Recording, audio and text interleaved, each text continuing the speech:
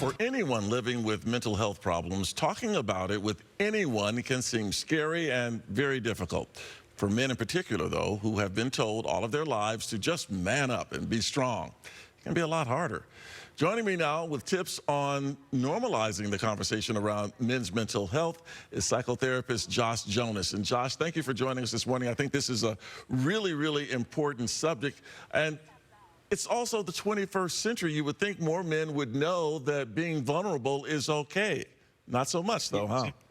Yeah, absolutely. And Tony, thank you so much for having me. And yeah, you would think, or you would hope, I guess, old habits die hard. And so it's a tough habit to shake, sort of wanting to isolate and try to fix everything on your own. So yeah, absolutely. So the question, of course, becomes how do we men deal with the mental health effects of a global pandemic? And you actually have some very specific tips. So let's begin with number one.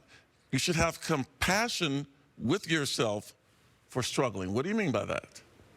Great. Yeah, absolutely. So I think first, the first part is actually, even before that, is acknowledging that a struggle is going on. Just the simple acknowledgement that there is something painful going on can actually help to shrink the difficult time or the symptoms.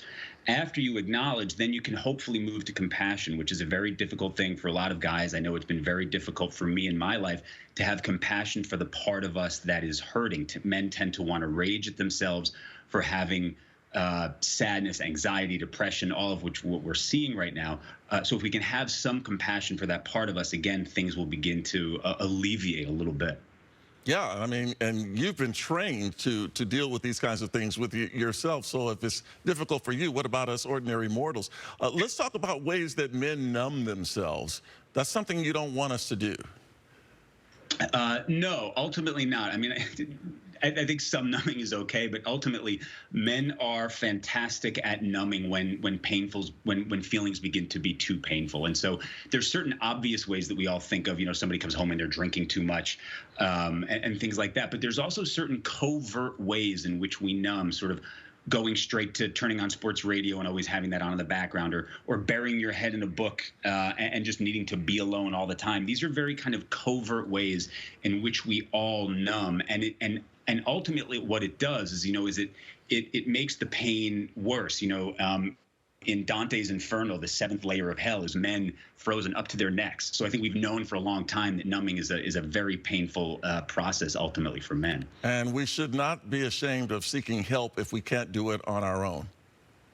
Absolutely not. I mean, this is something that I've done with myself for a long time.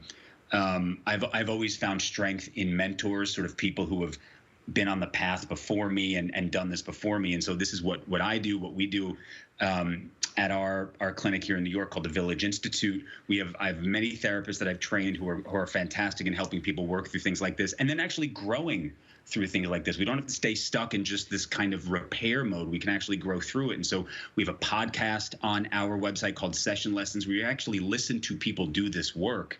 That was the point of our podcast, actually, was for people to see the power that therapy can bring to people's lives. And you know what? There are other tips as well. We'll have to leave it there for now. But for more information, you can check out villageinstitute.com. Josh, thanks so much for joining us. Really important information to know.